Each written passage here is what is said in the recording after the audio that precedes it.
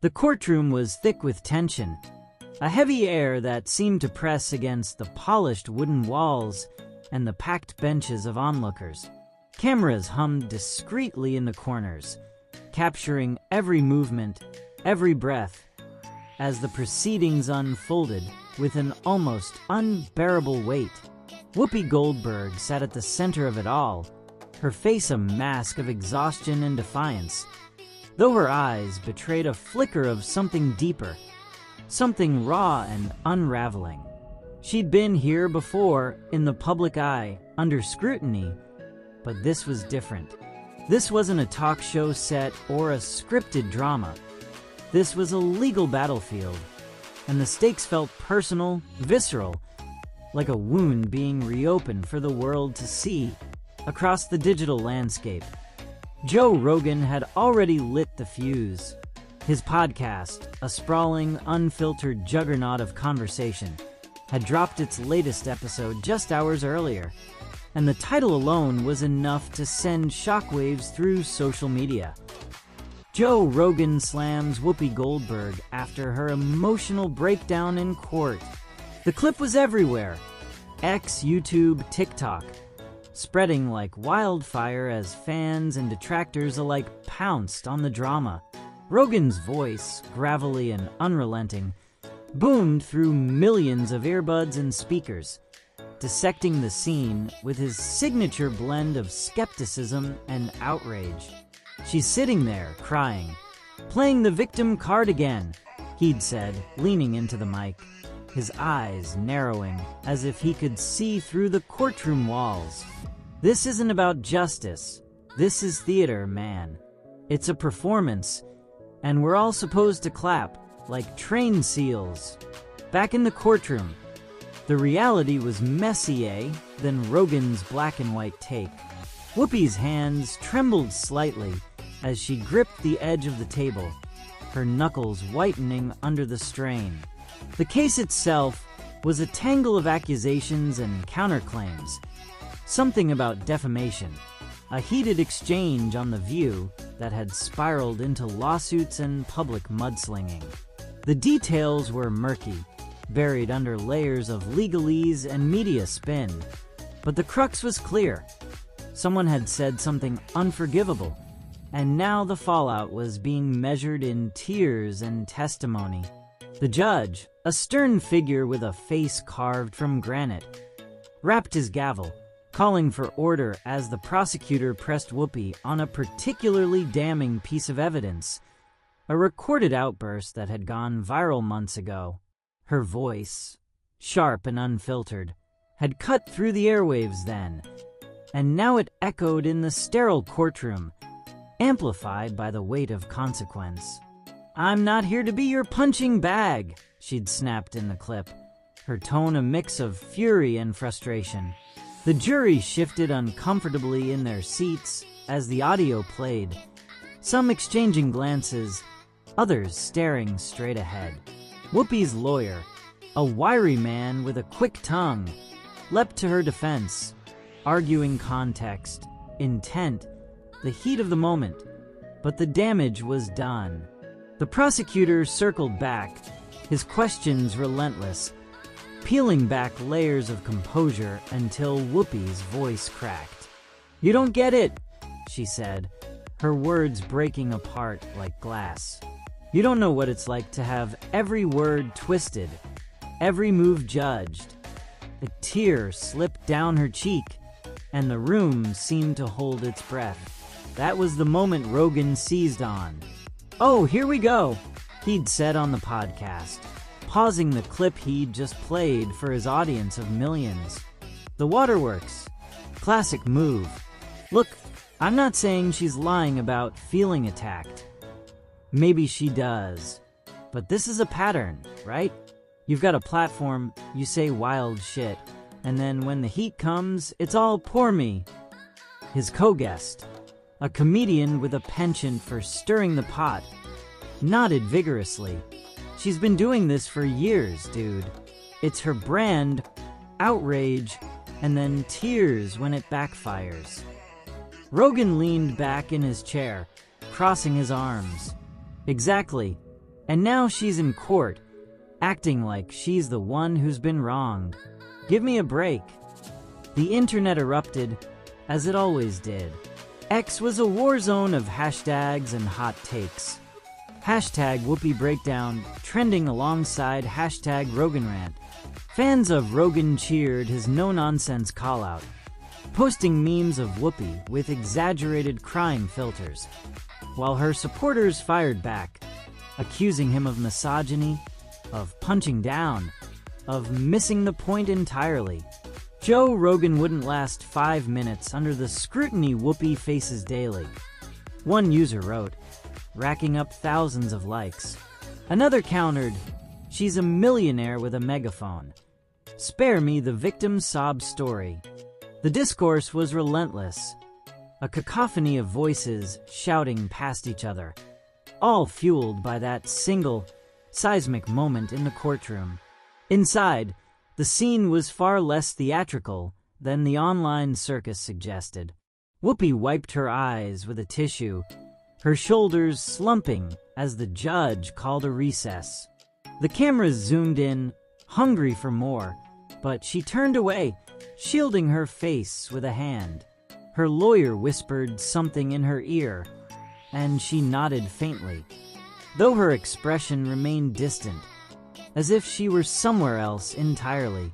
The weight of it all, the lawsuit, the public dissection, the years of being a lightning rod, was etched into the lines of her face. She wasn't just fighting a legal battle. She was wrestling with a narrative that had long since slipped out of her control. Rogan, meanwhile, was already moving on. The podcast rolled into its next segment, something about elk meat and psychedelics. But the damage was done. His words had cemented a version of events in the minds of his listeners. Whoopi as the manipulative diva, crumbling under pressure she'd brought on herself. It was a caricature, sharp and unforgiving, and it stuck. Clips of his rant were spliced with footage of her breakdown, edited with dramatic music and slow-motion zooms, racking up views by the millions. The truth, whatever it was, became secondary to the spectacle. As the recess ended and the courtroom reconvened, Whoopi took a deep breath, steeling herself for the next round.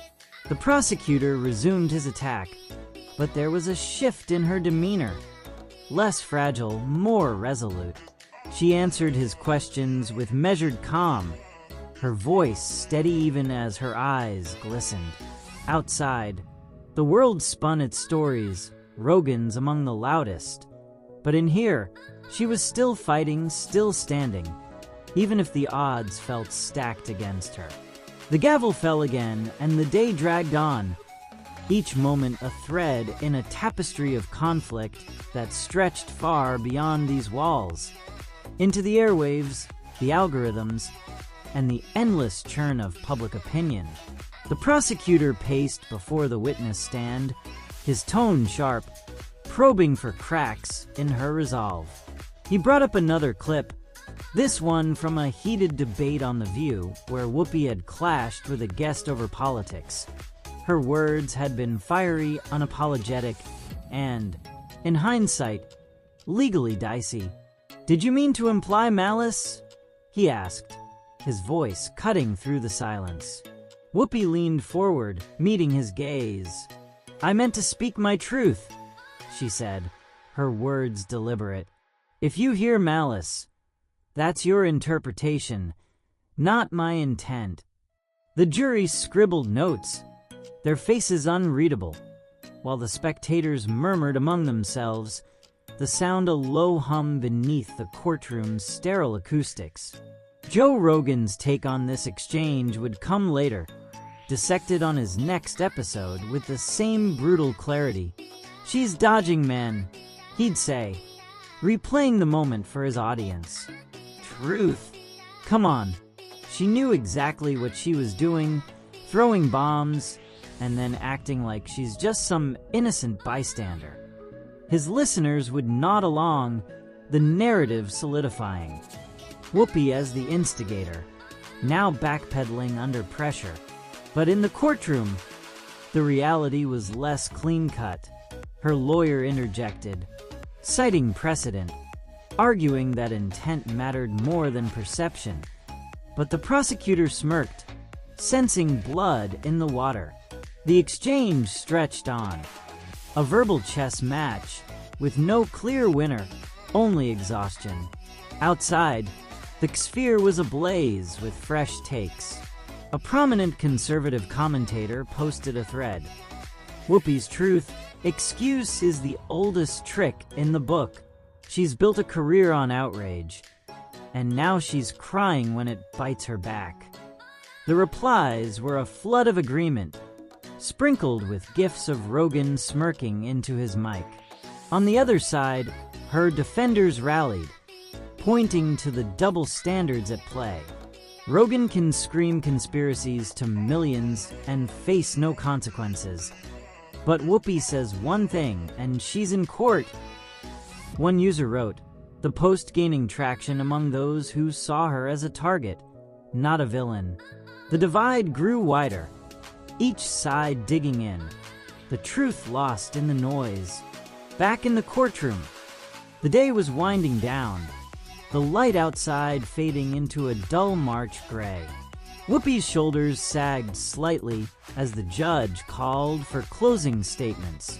Her lawyer rose, his voice steady but impassioned, painting her as a woman under siege, not just by this lawsuit, but by a culture that demanded she be both outspoken and flawless.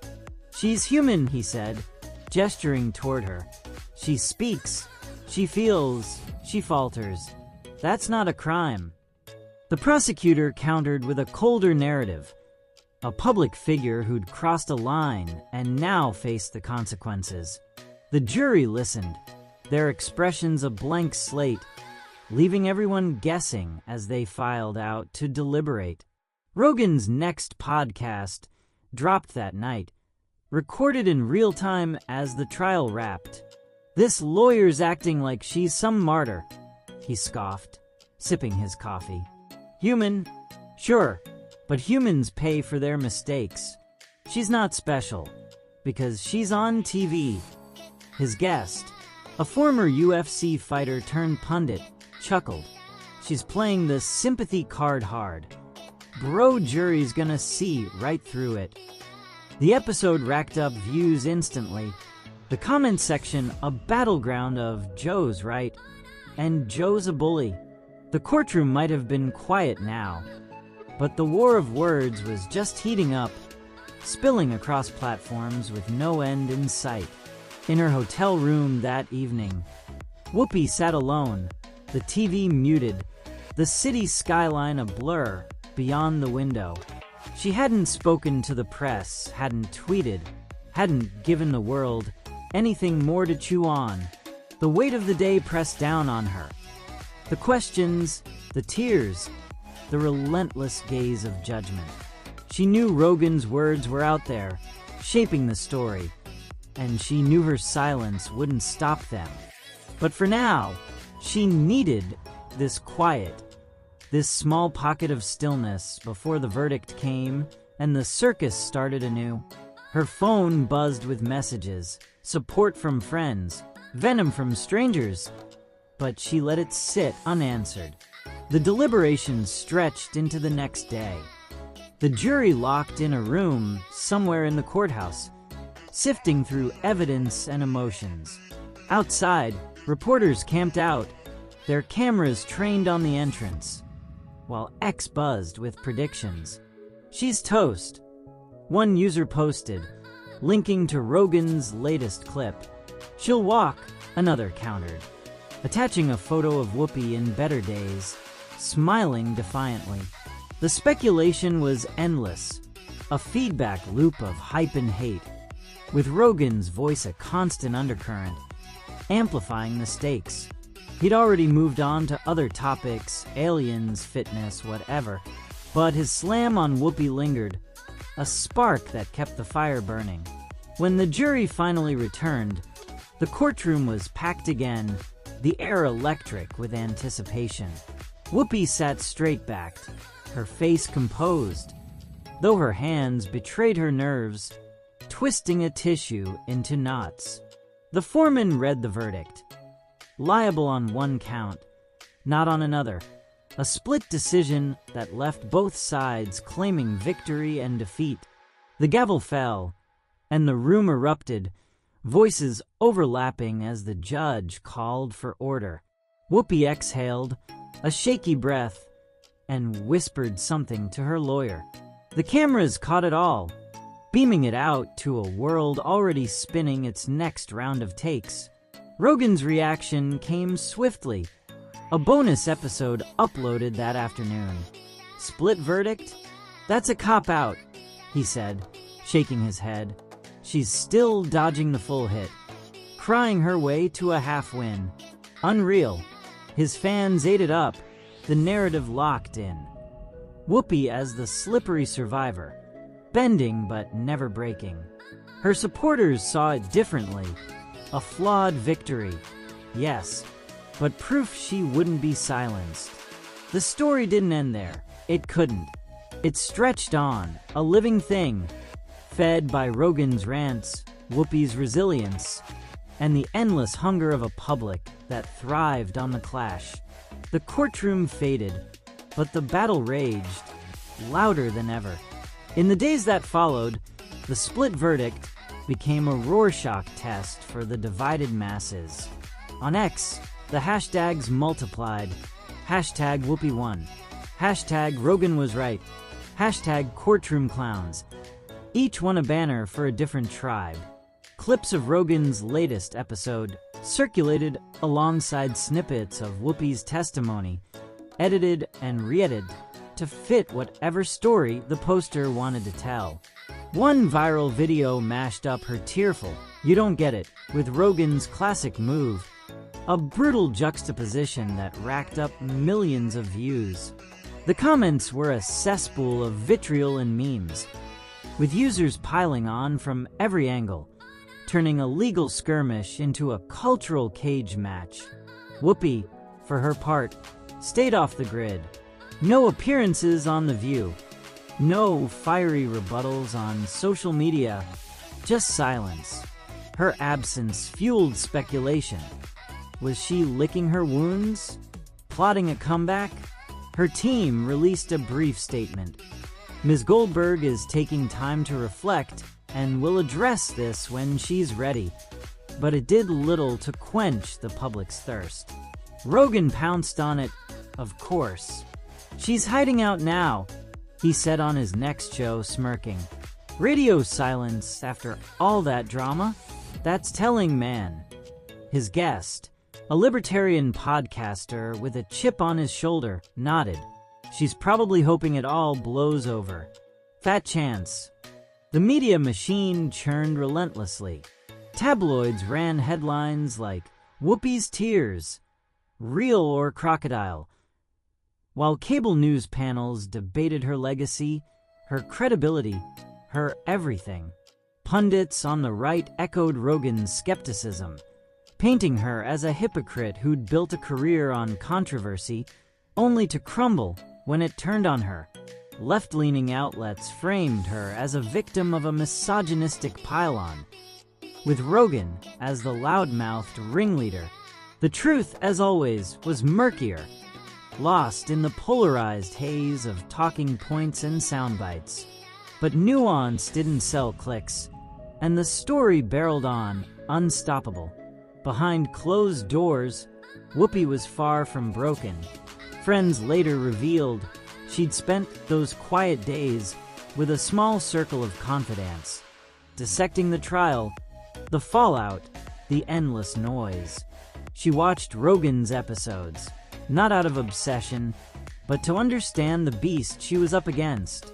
"He's good at what he does," she reportedly said, her tone wry. "Doesn't mean he's right." She scribbled notes, vented over wine, and started sketching a plan. Not just to respond, but to reclaim the narrative on her terms. The courtroom had been a bruising arena, but she wasn't done fighting. She was just choosing her next move carefully. Rogan, meanwhile, kept the pressure on, weaving her name into unrelated rants like a recurring punchline. You see this with Whoopi, right? Same playbook. Stir the pot, then duck, he'd say, segueing into a tangent about cancel culture or free speech. His audience lapped it up, the familiarity of the jab keeping her in their crosshairs. X reflected the ripple effect. Every mention spawned threads, some praising his tenacity, others slamming his fixation. "Joe's obsessed," one user wrote, attaching a montage of his Whoopi clips. She's living rent-free in his head. The irony wasn't lost on anyone. Two titans, locked in a feedback loop of their own making. The cultural fallout began to spill into unexpected corners. Comedians worked the saga into their sets, some siding with Rogan's bluntness, others mocking his macho posturing. Late-night hosts took their shots, with one quipping, "Whoopi's in court, Joe's on a mic, and America's just here eating popcorn." Even The View couldn't avoid it. Her co-hosts danced around the topic awkwardly in her absence, their segments a mix of support and careful sidestepping. The story had legs, and it was running wild, morphing into something bigger than the trial itself. A referendum on fame, accountability, and the brutal dance of public life. Whoopi's return came a week later, unannounced and unapologetic. She walked onto the View set to a standing ovation, her face a blend of weariness and resolve. "I'm back," she said simply, settling into her chair. The audience roared, but she waved them off, diving straight into it. "I cried in that courtroom. I won't lie about that. But don't think for a second it's because I'm weak. It's because I'm human, and I've been fighting longer than some of you have been alive." She didn't name Rogan, didn't need to. The subtext was clear. The clip went viral within hours, reigniting the firestorm. Rogan's response was inevitable. "She's doubling down," he said on his next episode, leaning into the mic with a grin. "Fair enough, I respect the hustle. But don't act like this is some noble stand. It's damage control." His fans cheered, her fans seethed, and the cycle spun on. X lit up again. The hashtags refreshed, the memes sharper. The verdict might have split the legal outcome. But the court of public opinion was still in session, and neither side was backing down. Whoopi leaned into her platform. Rogan leaned into his. And the clash became a mirror, reflecting a world obsessed with its own reflection. What started in a courtroom had become a saga, a sprawling mess of emotion and ego that defied resolution. It wasn't about who was right or wrong anymore. It was about who could yell louder, who could hold the spotlight longer.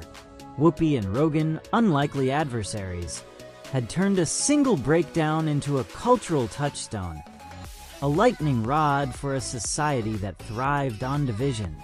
The gavel had fallen, but the echoes wouldn't fade. Not today, not tomorrow, not until the next big story came along to steal the stage. Until then, the ring was theirs, and the fight was far from over.